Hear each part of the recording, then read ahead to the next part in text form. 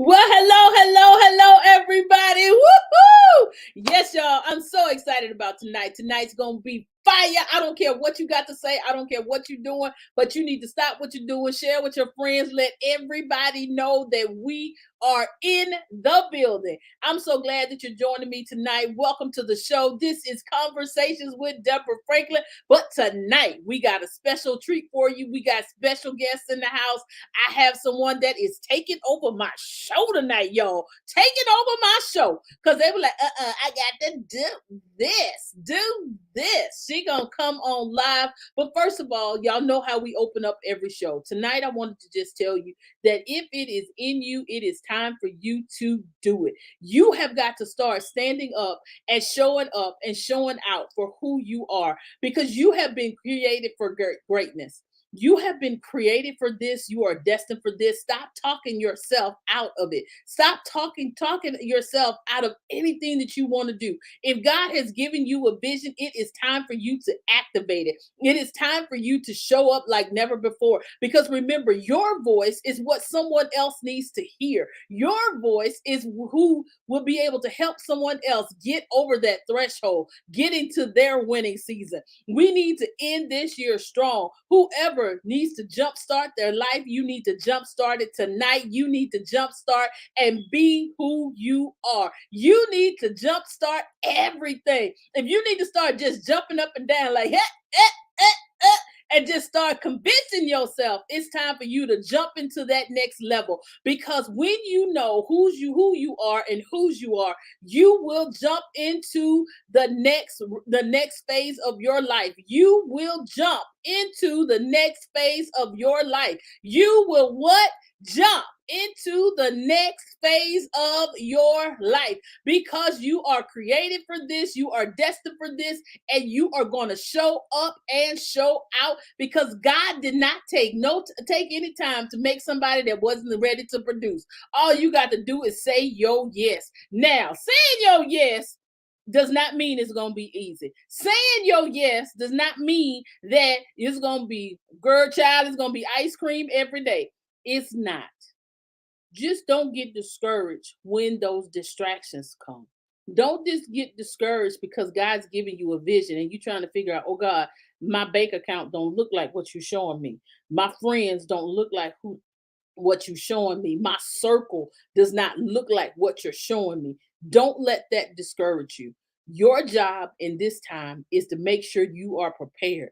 So when that door opens, you are ready to walk in with all power, all knowledge, and doing it to the best of your ability. And most of all, show up as your authentic self.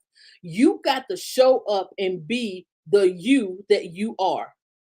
Yeah, I mean that. Be the you that you are. You can't be anybody else. Yes, it's okay to look at other people to get ideas about how they're doing something, how you want to do it. You might say, hey, I like purple, but the shade of purple that I use might not be the shade that you're going to use. It's okay.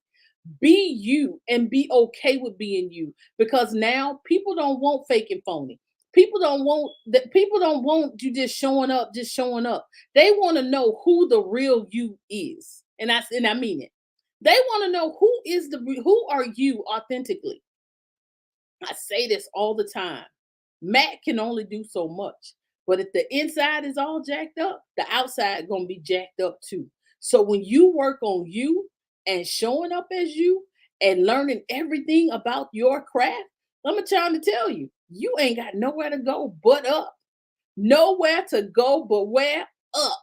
It is time for you to go all the way up, all the way up, all the way up, and do what you know that you are supposed to do. Because when we do that, we're going to capture the hearts of millions. And I'm speaking this to you. You will capture the hearts of millions If your goal is to be a millionaire, you're going to make it. If your goal is to be a billionaire, you're going to make it. If your goal is to preach on multiple stages, you're going to do it. If your goal is to speak to the nations, you're going to do it. If your goal is to be able to clothe 1,000 people, you're going to do it. If your goal is to be able to feed 1 million people, you're going to do it. If your goal is to sell 1,000 books, you're going to do it. If your goal is to be an Amazon bestseller, you're going to do it. If your goal is to be a New York Times bestseller, you're going to do it. If whatever you set your mind to do, you can do it, because if God has showed it to you, he can't help but take you through it. And that's the thing. We got to start increasing our faith level. When we increase our faith level, there is nothing on this earth, nothing in hell that can take us from it. So if nothing else, y'all, what I need you to know tonight is that you are destined for greatness. You are destined to make it to that next level. Don't get your eyes off the prize and go forth and do the doggone thing. Do the doggone thing, because you were created for this. Well, all right, y'all, I'm done. I'm bringing the girl up who is going to be co-hosting and really hosting this show, because I'm getting ready to drop down and let her do her own thing. Let me bring her up. Her name is none other than Miss Shamirah. She's Miss Shamirah. Hi, Deborah. Thank you so much for having me on your platform to co-host your show. Really, you taking over. You're not really co-hosting. You really taking over my show. Oh, I'm taking over. I'm going to be Miss Deborah tonight. Okay. I got you. Y'all, this girl is going to be the host for tonight. She's getting ready to launch her own show. So I told her, for your first episode, let me make it where you can be comfortable. Let me make it so you can just concentrate on the show. See, this is what we do when we want to help our sisters go up. When we want to help our sisters go to that next level, we let them do what they do, but do it in a safe place. So y'all get ready, sit back. I'm getting ready to turn this show over to her. All right, Shamirah, it's on you. All right. Well, hi, everybody. My name is Shamirah Smith.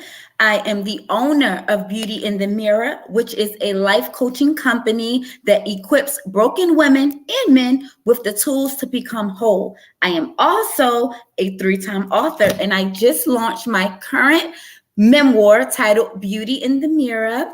And you can get my book at www.beautyinthemirror, mirror spelled MIRAH.com. But enough about me. I want to bring on my awesome guest, the author, speaker, movie producer, Miss Bobbye Wagner. Hello, Miss Shamirah. Thank you for having me. How are you? I am great. Thank you for being here. You look beautiful. Thank you, ma'am. Thank you. Thank you so much. Yes, so Bobbye, you are just such an awesome person. So tell us, or tell the viewers, a little bit about Bobbye Wagner. Absolutely. Again, my name is Bobbye Wagner. Like you, I just finished my memoir, Life Under the Pink Canopy. You can find that at www.lifeunderthepinkcanopy.com or Barnes and Noble. I also am like you said, a movie producer. A few years ago, I wrote and produced and directed, videography, a documentary film called The Pink Canopy, which highlights my mom. She was a school teacher who had a mental breakdown. So the film goes over how we, as her children, adjusted to her illness and how we learned to cope. So with that movie, I took it literally around America to encourage people, enlighten them about mental health, letting them know they're not alone, connecting people with mental health organizations. And from that, after telling that story, I'm finally telling my story, because I wasn't led at the time to sit in front of the camera and interview myself, how my mom's illness affected me, until now, which is in the book. I have one daughter who's in grad school at the University of Chicago. And yeah, I relocated to Tennessee. And what else? Yeah, that's about it. I just had my book launch last weekend in Houston. That is awesome, and congratulations. Congratulations Thank on you. Thank you. You mentioned, Bobbye, that you wrote your book, and you talked in your book about your mom, and she had a mental breakdown. Would you, and Yes. how it affected you? Would you mind speaking about that to the guests and let us know about her breakdown and how it affected you? Absolutely. So, 1966, my mom had a mental breakdown, and she was diagnosed, which is now called bipolar, but back then it was manic depressive disorder. Okay. And for the next, from 66 to 1970, she was treated with electric shock treatments, 95 to be exact. And in my research, she had actually 6 sessions of the electric shock treatment, but I counted each shock as one electric shock instead of the whole treatment. It was 95. She was subjected to different type of psychotropic drugs. So, needless to say, my father left the family. She lost her career as an educator in Iowa, and we were displaced. We, meaning my brothers and I, were displaced. Like it seems like 3 or 4 times each year for the next 10, 12 years. So that affected me as a child. It would And then on the other side, when years later, after they found a treatment for her sickness, we became stable. And years later after that, I wanted to tell her story, not only to help others, but help my brothers and I, because we lived in chaos all the time, or we lived in survival mode. So we didn't take the time to get help for ourselves. And that what I call residue or unaddressed trauma showed up in our lives. So that's why I wanted to turn around and have my brothers talk about it, because talking about it is a part of healing. So I got them on camera, sat them down, and so I'm helping thousands of families with Mom's story. That is so awesome. So you mentioned that you guys were displaced and then you became stable. So at some point, did you go back with your mother? Yes. So Okay. when she was, let me go back a little bit. So when she was hospitalized, that's when we were displaced. And displaced, we went to go live with family members or my friends. After she was treated for months, weeks, she would come back, and after she was discharged, she would come back and restart her family again. So we were with Mom, but she wasn't always well. Right. That is such an awesome story. And viewers, stay tuned. We will be right back after this quick commercial.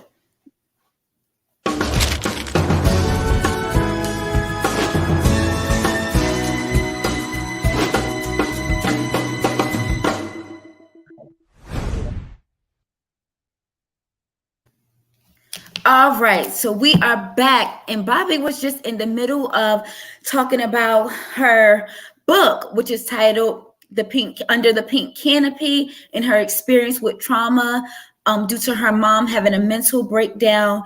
And let's just finish the conversation, Bobbye. So after your mom came from being hospitalized, you guys were stable, and you got back with her. Would you mind speaking on a little bit of the trauma that it caused you, along the way, and what steps did you have to take to heal from that trauma? Sure. I witnessed my mom when she was in her psychosis or psychotic episode. She would be committed forcibly by the sheriff's department into the hospital. So as a little girl, I seen that, and that was traumatic. Taken by force by police like a common criminal, that was traumatic. Also, what was traumatic for me was just in and out of homes, leaving your neighborhood, leaving friends, leaving your adobe, your home, leaving my brothers, because we didn't all go to our families together. So I was always by myself, and my brothers, they went together with somebody else. So all that was traumatic for me. And you don't know how traumatic it is because you're in it. It happens so much. You think this is normal Mm-hmm. until you grow up, until you evaluate yourself against other friends, other families. And I realized I need to sit down and get some help. So Wow. that's when, but I didn't get the help until, man, that's probably in my late 20s. Wow. So So what that did you, unaddressed trauma reared right. its ugly head. Yes. Wow, you are so strong and your story is so powerful. So what made you want to confront that pain? And also, what made you want to confront that pain and what steps did you take to Sure. confront that pain? Well, what made me confront the pain? I was married and I had a daughter. And I realized part of my trauma response or part of what I was used to was moving all the time because that's how I grew up. We was never stable. And I realized as my daughter was growing up, I would move from across the city to across the country. And this Mm, is before she was in school. So when she became school age, I had to become stable, mhm, right? But how can I become stable when I didn't know? I didn't see it in front of me. I didn't see it displayed in front of me. mhm, So I'm like, I can't keep moving. That's not fair to her. I'm giving her trauma. I'm giving her my trauma. So that made me stop, turn around and confront these issues was my daughter. And also number two, I was um, giving up opportunities, mm, like meaning job opportunities or relationships because of the trauma. I was forfeiting them because I didn't know how to stay and process certain things. When it got tough, Bobbye ran. That's wow, all I knew how to do. Exactly. So it was to my daughter. I didn't want to give her my residue that mhm, I was given. And two, I was messing up opportunities, like I said, relationships. I wanted to grow. I wanted to be a different Bobbye. And so that made me turn around and get the help. And the help was seeking my faith, reading the word of God, sitting mhm, down in front of a counselor, wow, right? And being honest with myself. And right. it hurt. It hurt to Yeah, confront those issues, to turn around and peel back the scab, to get into that sore and put that medicine on it so it can heal better. absolutely. And thank you, Tracy.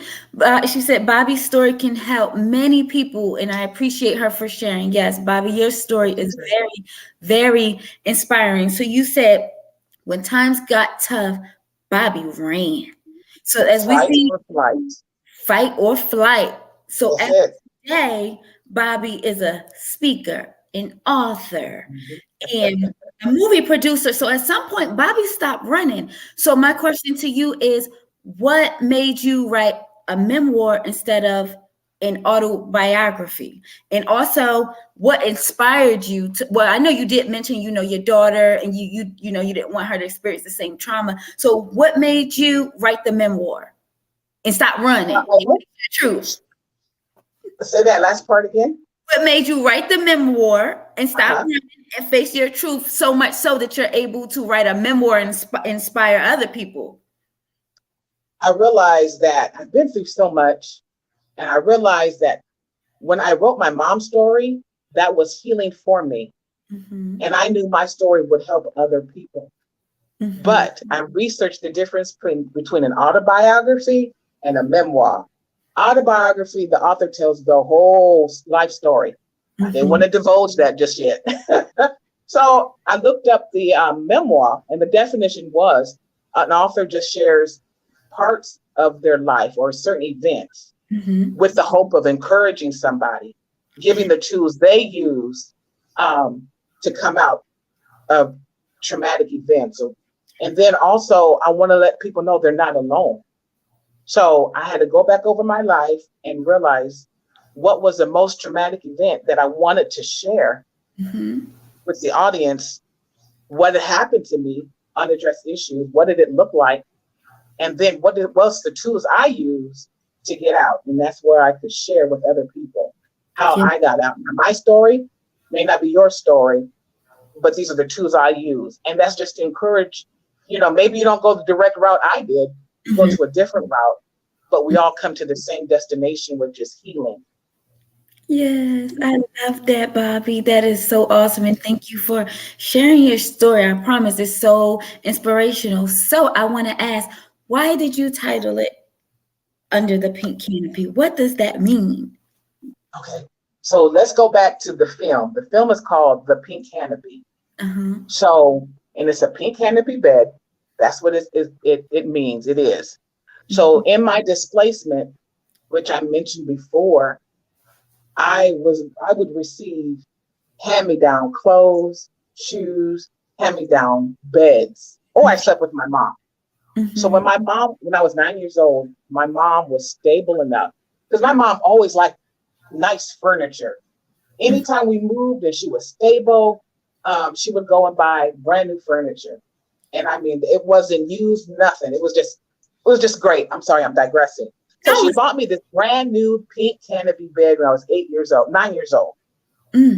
Brand new. I did everything in that bed, great imaginations. I stood in that bed and I thought that was my stage and the rest of the room was my audience and I would have a little concert.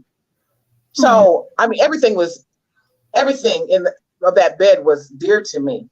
So that following year, my mom would take sick and she would, mental patients would refuse their medicine because they didn't think they were sick. And that was the battle too, growing up. She would stop taking her medicine.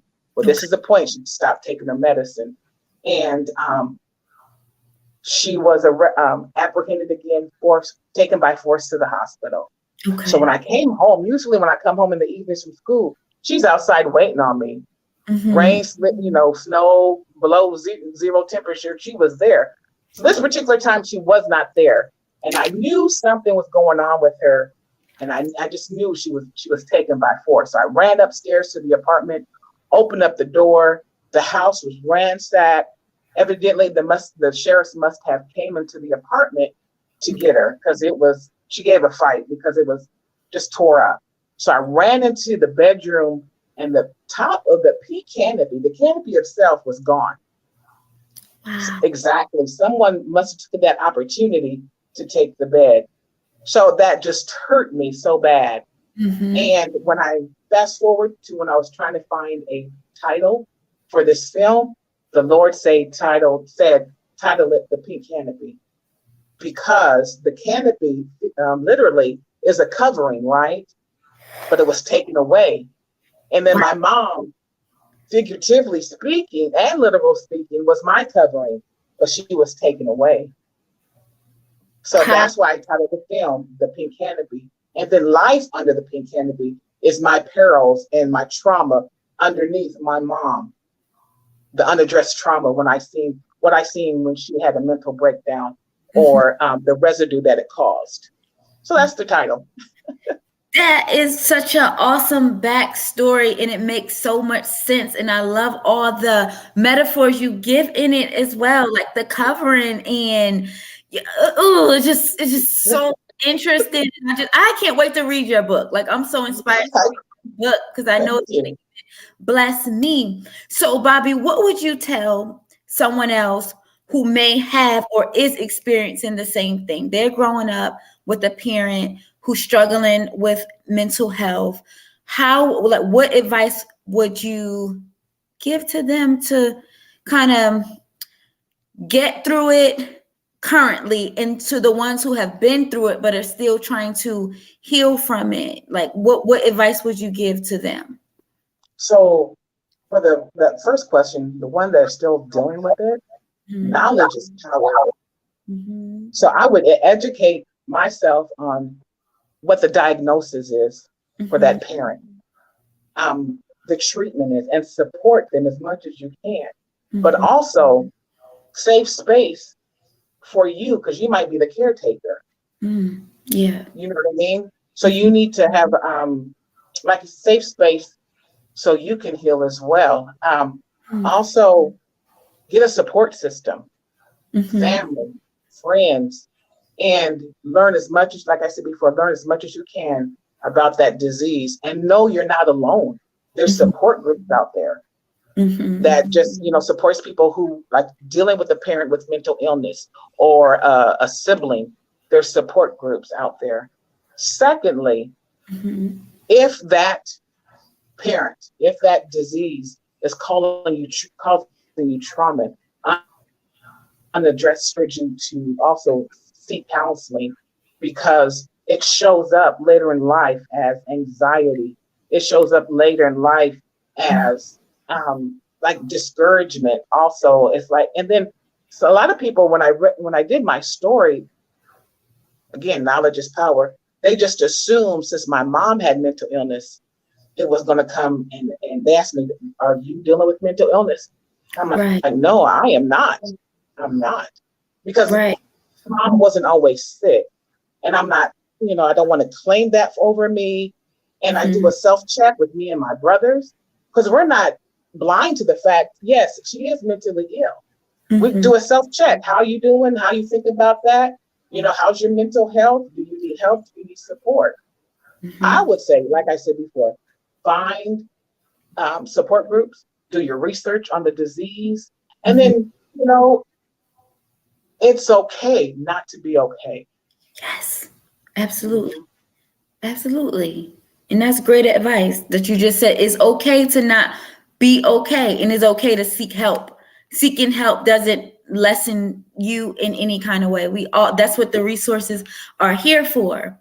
So with that being said, Bobbye, what would you tell the viewers? What is the benefit of healing? What is the benefit of seeking help? Oh my gosh, to be the best self, to be your best self. That way you can turn around and help somebody else, to encourage somebody. You got a whole life in front of you, and certain things come just as a distraction to keep you off the path that God has chosen for you. That's a distraction. Unhealed self is a distraction. Absolutely. And that's what I would say. Just turn around, find help, confront the past so you can be your best self. And you show up in life, happy. That weight is lifted. Literally, that weight is lifted. And I'm just thinking about myself. Once I just came to that healing place, I just felt lighter. Yes. And I wasn't ashamed. And I was happy to tell my story. Yes. To help somebody. Yes. And I love that you said that, Bobbye, that I'm not ashamed, even though this happened, even though this was mom's story, and even though this happened to me and I was displaced and everything else, I'm not ashamed of my story. I'm not ashamed. And did you, when you say that, did it take your journey for you to get to that point, that for you to not be ashamed, or were you just always like this, or did you have to work on that to not be ashamed of your story? It was a process. Okay. Because I'm from a small, Des Moines, Iowa. It's small. And I have a huge family.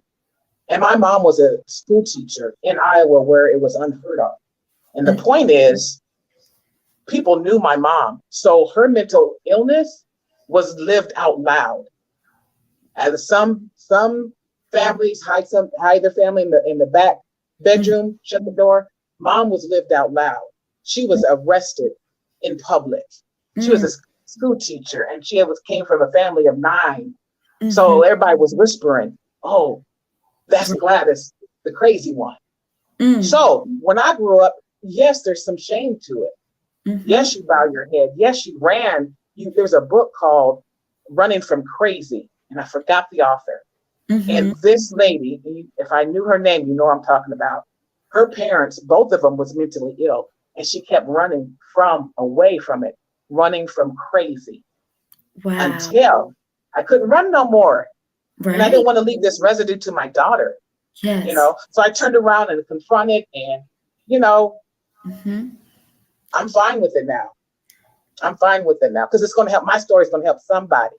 Yes, help a lot of people. And I thank you so much, Bobbye, for sharing your story on the Deborah Franklin Conversations platform. So where can people, I know you mentioned it earlier, but where can people buy your book? Absolutely. www.lifeunderthepeakcanopy.com. And do you have any events coming up that you want to announce? I don't have any events just yet. I came back from my book launch. I'm creating something here in Tennessee, another signing. Yes, but I'll keep everybody informed. Well, congratulations on everything. You are such an inspiration. It was a pleasure. Thank you so much for having me. You're welcome. And I look so forward to everything that you have in store because you are a motivation and I just love you. Thank you so much. Thank you so much. So yeah, so that is going to be the end of our show. Before we close out, I want to give you one of my famous quotes that I always say, and do not aspire to be like them, but aspire to be like yourself at your best. All right. Thank you for watching and have a good rest of your night.